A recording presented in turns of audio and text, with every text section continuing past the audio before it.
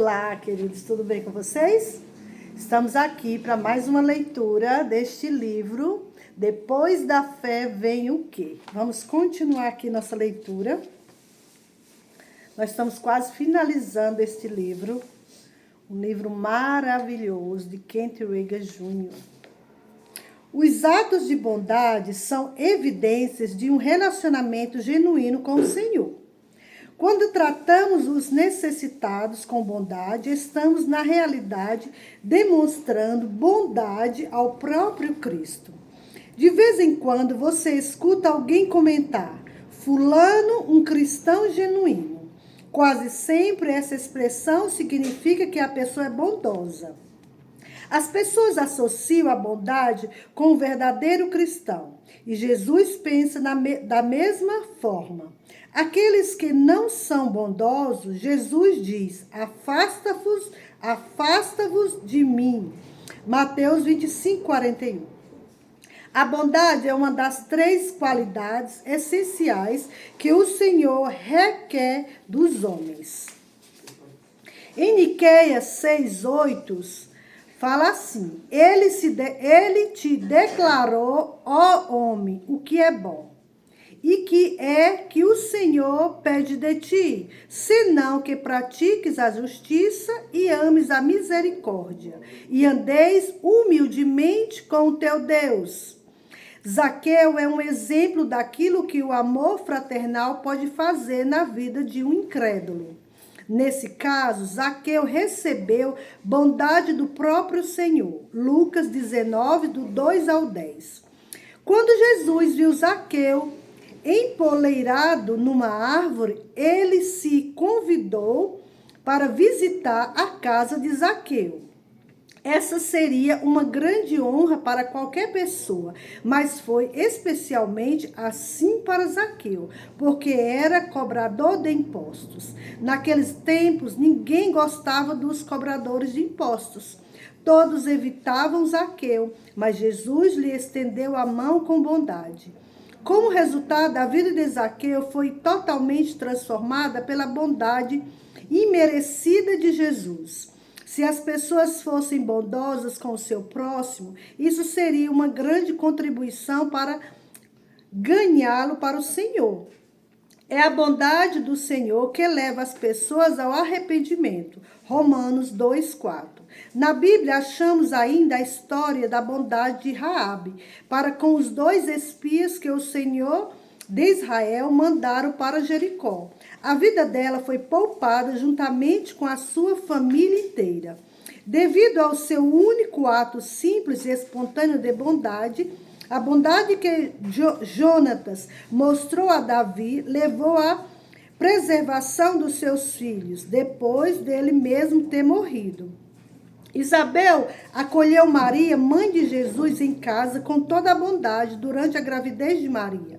Existem na Bíblia numerosos exemplos de bondade que servem de lição para nós. A bondade deve ser um dos alvos supremos, juntamente com o andar em amor cristão. A última coisa que Pedro disse que devemos acrescentar à nossa fé é o amor, a caridade cristã. O amor cristão significa o amor em ação. Se tomássemos a decisão de andar com amor a todo tempo, nossa fé seria poderosa como dinamite, pois a fé opera por meio do amor. O que é o amor? A melhor descrição que temos do amor genuíno, do verdadeiro amor cristão, acha-se na Bíblia. 1 Coríntios 13, do 1 ao 8. Ainda que eu fale as línguas dos homens, dos anjos, se não tiver amor, seria como um bronze que soa ou como um símbolo que retine. Ainda que eu tenha o dom de profetizar e conheça todos os mistérios e toda a ciência, ainda que eu tenha tamanha fé ao ponto de transportar montes, se não tiver amor, nada serei. E ainda que eu distribua todos os meus bens entre os pobres, e ainda que eu entregue o meu próprio corpo para ser queimado, se não tiver amor, nada disso me aproveitará. O amor é paciente, é benigno, o amor não arde em ciúmes, não se ufana, não se ensoberbece, não se conduz inconvenientemente, não procura os seus interesses, não se exaspera, não se ressente do mal. Não se alegra com a injustiça, mas regozija-se com a verdade. Tudo sofre, tudo crê, tudo espera, tudo suporta, o amor jamais acaba. Se você ler cuidadosamente a lista supra, você verá que amor é descrito em termos de ações. O amor não é apenas emoções e sentimentos. As Escrituras nos demonstram com muita clareza que amor verdadeiro é traduzido em ações.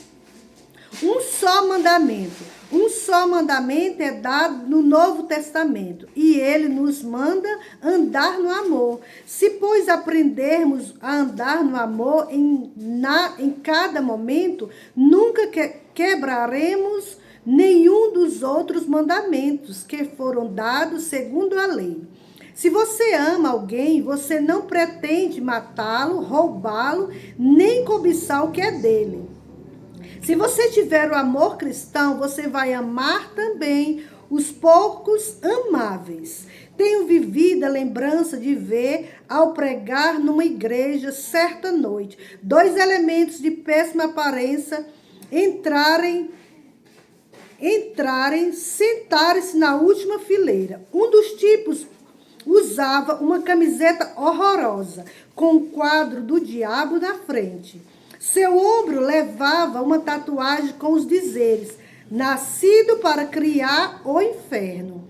Sua calça jeans estava tão suja que provavelmente teria ficado em pé sozinha. Estava usando sandálias e seus pés davam a impressão de nunca terem sido lavados em muitos anos. Seus cabelos eram longos e amarelados e ele emitia um cheiro horrível. O companheiro dele não tinha aparência melhor. Notei-os no mesmo segundo que entraram na igreja. Destacavam-se muito, dava para ver também as reações de algumas pessoas sentadas perto deles. Alguns daqueles puros santos de Deus voltaram-se em direção aos 2 estranhos, como que dizendo: quem convidou vocês? O que vocês estão fazendo aqui na nossa igreja? Se tivessem a coragem, teriam até mesmo dito: não aceitamos pessoas do seu tipo aqui. Podem sair. Ficavam olhando os 2 estranhos pelos cantos dos olhos e dava a impressão de se embrulharem ainda melhor nas suas vestes da retidão. Se dependesse daqueles membros da igreja, os 2 elementos teriam sido acompanhados até a saída por um introdutor. Que tipo de amor é aquele? Naquela mesma noite, esses 2 jovens apresentaram-se na frente depois do apelo e foram salvos. Ficaram sabendo a respeito do amor de Deus, mas não com a ajuda de alguma pessoa sentada perto deles. O amor é mais do que mera conversa. Está na hora de demonstrar ao mundo o nosso amor. Você pode falar o tanto quanto você quiser a respeito de toda a fé que você tem, mas eu quero ver a sua fé em ação. Se você espera que a sua fé funcione, você terá que demonstrar o amor. Tiago 2, do 14 ao 17. Bíblia Viva. Que proveito há em vocês dizeres que têm fé e são cristãos, se não estivesse provando isso pelo socorro aos outros? Esse tipo de fé salvará alguém? Se você tivesse um amigo que está necessitado de alimento e vestuário e lhe dissesse: bem, adeus e que Deus o abençoe, aqueça-se e coma bem. Depois não lhe derem roupas ou alimentos, que bem faz isso? Portanto, vocês veem que não é suficiente apenas ter fé.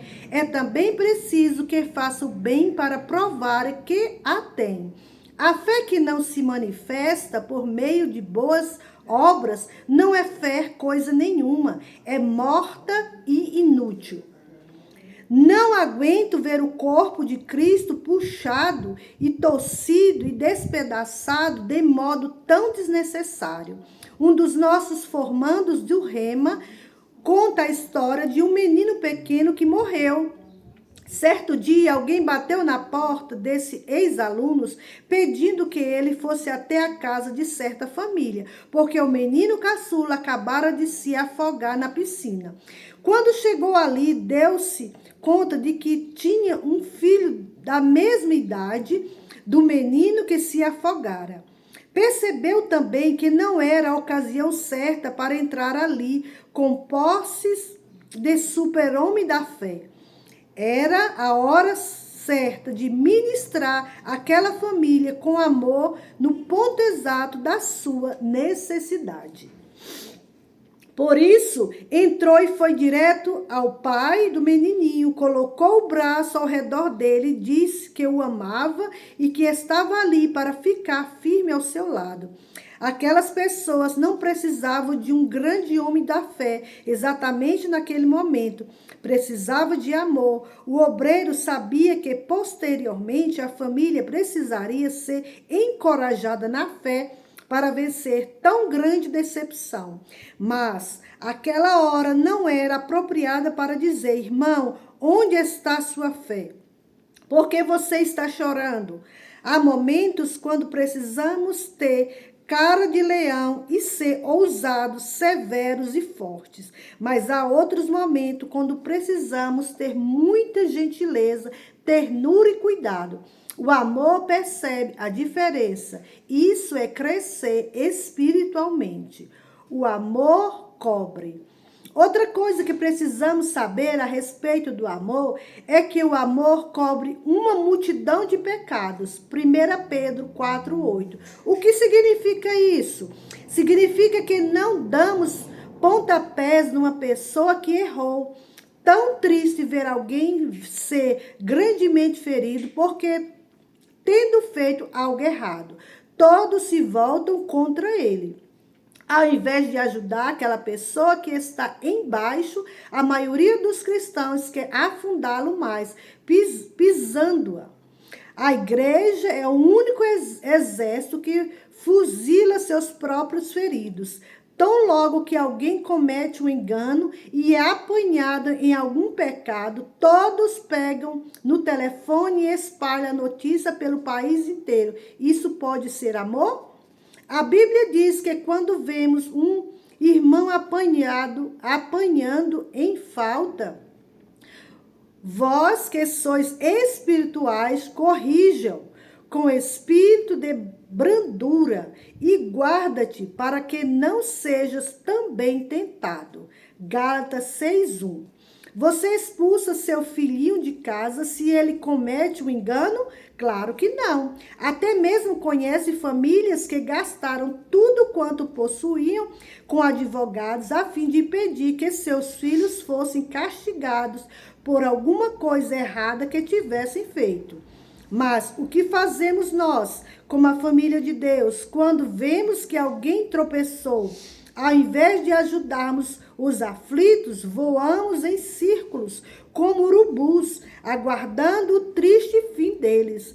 E no interim, falamos mal deles, e isso é triste. Ao invés de falarmos mal de alguém e de o fazermos lembrar-se de todos os males que cometeu no passado, devemos estender mão com amor e restaurá-lo. O amor cobre. Se tivermos maturidade espiritual, fazemos de conta que não vemos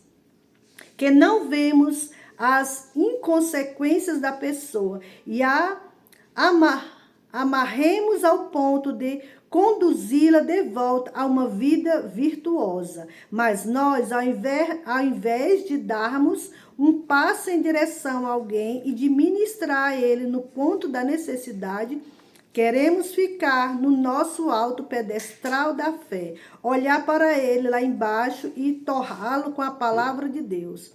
Porque você não tem fé. Se você tivesse fé, não estaria aí embaixo. Você estaria vivendo na maioria da maneira que eu vivo. Essa atitude não é amor. E vamos ficar com essa leitura por aqui. E amanhã nós voltaremos novamente. Fiquem na fé e fiquem comigo. Amém.